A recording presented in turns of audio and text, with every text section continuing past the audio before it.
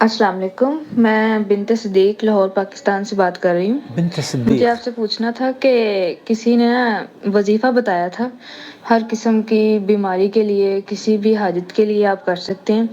بسم اللہ الرحمن الرحیم کا وظیفہ ہے۔ انہوں نے کہا ہے کہ آپ نے اس کو 1,90,000 دفعہ پڑھنا ہے، چاہے آپ اس کو 40 دن میں مکمل کر لیں، چاہے آپ اس کو 70 دن میں مکمل کر لیں۔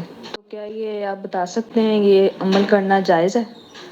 1,90,000 مرتبہ بسم اللہ پڑھنے سے یہ کہہ رہی ہیں کہ آپ کی ہر پریشانی، آپ کو بیماری سے شفا مل جائے گی، بے نوکری ہے، بے روزگار ہیں، روزگار مل جائے گا، اگر فیل ہونے جا رہے ہیں یہ وظیفہ کر لو تو ڈاکٹر بن جاؤ گے، شادی کرنا چاہتے ہو تو شادی ہو جائے گی، اور کسی کو اگر اپنے چکر میں پھانسنا چاہتے ہو تو ان صوفیوں نے یہ سارے راستے کھولے ہوئے ہیں کہ 1,70,000 مرتبہ۔ اچھا، کام ہو گیا تو ہو گیا، نہیں ہوا تو کہیں گے تم نے یہ اتنا میں نے کہا تھا، اس میں کوئی کمی رہی ہوگی۔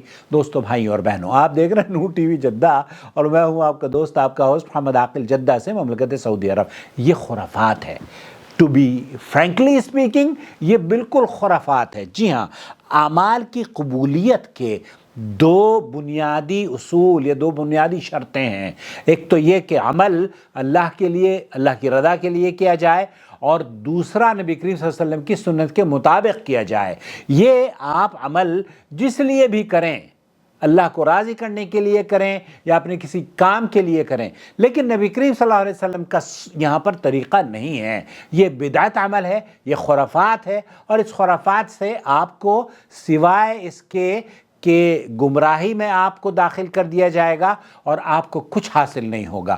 اس لیے اس عمل سے اپنے آپ کو، کوئی بھی عمل ہو، من عمل عملا لیس علیہ امرنا فہو رد، سماحت شیخ عبدالعزیز بن باز سے پوچھا گیا، انہوں نے کہا کہ بنیادی شرط یہ یاد رکھ لیجئے، اللہ کے رسول صلی اللہ علیہ وسلم سے اگر کوئی عمل ثابت نہیں ہے تو وہ مردود ہے، قابل قبول نہیں ہے۔ اس کے اندر اگر خیر ہوتی، بسم اللہ کس پر نازل ہوئی؟ نبی کریم صلی اللہ علیہ وسلم پر نازل ہوئی نا۔ بسم اللہ کس پر نازل ہوئی؟ اگر آپ یہ کہتے ہیں کہ آپ کے بابا پر نازل ہوئی تو وہ جھوٹا ہے، نبی کریم صلی اللہ علیہ وسلم پر نازل ہوئی۔ اور بسم اللہ کی فضیلت اس سے زیادہ، نبی کریم صلی اللہ علیہ وسلم سے زیادہ کون بتا سکتا ہے؟ بسم اللہ پڑھنے سے اگر یہ سب کچھ پریشانیاں حل ہو جاتی تو آپ علیہ السلام غزوات میں اور اپنے عزیز و اقارب کو اور صحابہ کو شہید نہ کرواتے۔ تو یہ ساری کی ساری اصل میں یہ جو وظیفے ہیں نا، یہ ہمارے ہاں تو وظیفہ فیکٹری پاکستان میں اور انڈیا میں کھولی ہوئی ہے۔ ان وظیفہ فیکٹریوں نے امت کے اوپر ایسا بوجھ ڈالا ہے کہ 1,70,000 مرتبہ، یہ تو شکر ہے کہ 1,70,000 مرتبہ یہ کہہ رہے ہیں، بعض مرتبہ تو یہ کہتے ہیں کہ آپ ایک ٹانگ پر کھڑے ہو کر، جیسے وہ ہوتے ہیں نا ہندوؤں میں بابا پنڈت، فلانے جگہ جا کے پہاڑ پر ایک ٹانگ پر کھڑے ہو کر آپ کو اتنے ہزار مرتبہ یہ کرنا ہے۔ اعوذ باللہ، بیٹا یہ جہالت ہے۔ ان مولویوں سے، ان صوفیوں سے، ان وظیفہ خوروں سے بچ جائیے، اپنی حفاظت کر لیجئے۔ اور اللہ کے رسول صلی اللہ علیہ وسلم، دیکھیے اللہ کے رسول صلی اللہ علیہ وسلم نے فرمایا، من عمل عملا، کوئی بھی کام اگر کرتا ہے، لیس علیہ امرنا، ہمارا حکم اس پر نہیں ہے، وہ کیا ہے؟ مردود ہے، قابل قبول نہیں ہے، یہ مردود عمل ہے۔ اس کی کسی بھی صحیح حدیث میں اس کا حکم نہیں ہے۔ بسم اللہ کے قاعدے قانون ہے، بعض مرتبہ تو ہم بسم اللہ پڑھتے بھی نہیں ہیں۔ جی ہاں، سورۃ توبہ ہے، سورۃ توبہ کو آپ بسم اللہ پڑھے بغیر آپ شروع کرتے ہیں، تو یہ ہر چیز میں بسم اللہ نہیں پڑھی جاتی۔ اللہ تعالیٰ آپ کو عقل سلیم دے اور اللہ تعالیٰ آپ کی حفاظت فرمائے۔ بیٹے، بنت صدیق ہیں آپ، اللہ تعالیٰ آپ کو آپ کے والد کی آنکھوں کی ٹھنڈک بنائے رکھے اور آپ کے کاموں میں اللہ تعالیٰ آسانی فرما دے۔ کوئی کام کروانا ہو نا، رب العالمین سے کچھ حاجت طلب کرنی ہے، بہت آسان ہے۔ کتنا؟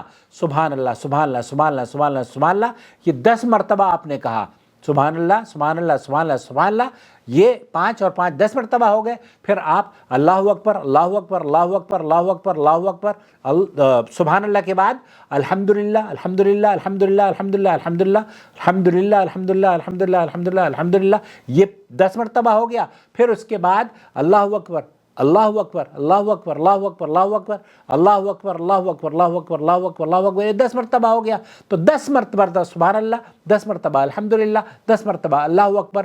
اللہ کے رسول صلی اللہ علیہ وسلم فرماتے ہیں کہ یہ پڑھنے کے بعد آپ اپنے رب سے جو دعا مانگیں گی اللہ رب العالمین آپ کو عطا فرما دے گا۔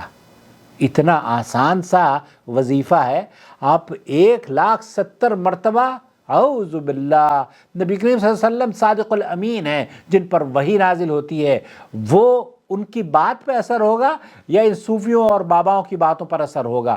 بیٹے ہمیں عقیدہ اپنا صحیح کر لینا چاہیے۔ اللہ تعالیٰ مجھے بھی میرے بھی جو بگڑے ہوئے کام ہیں اللہ رب العالمین ان کو بنا دے، سنوار دے، ہمیں صحت یابی عطا فرما دے ہمارے کاموں میں، ہمارے اس کام میں اللہ رب العالمین ہمیں ترقی عطا فرما، ہمارے چینل کو فروغ عطا فرما، اسے لوگوں کی نجات کا ذریعہ بنا، جیسے آپ تک ہم پہنچ رہے ہیں آپ بھی ذریعہ بنیں، اس کی ویڈیوز دوسروں کے ساتھ شیئر کریں تاکہ لوگ ان مولویوں کے چکر سے بچ جائیں۔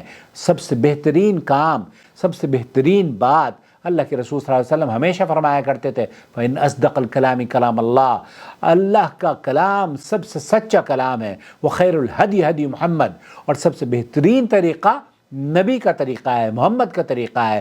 تو یہ چیزیں جو آپ نے بیان کی ہیں نا 1,70,000 مرتبہ والی، یہ نہ نبی نے بتائی ہے اور نہ رب العالمین نے بتائی ہے، تو یہ گمراہ کن ہے، بدعت ہے۔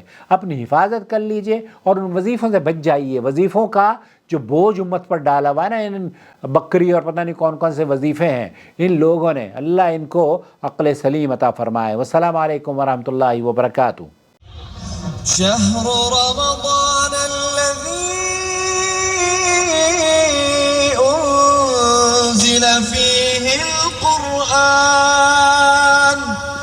هدى للناس وبينات من الهدى والفرقان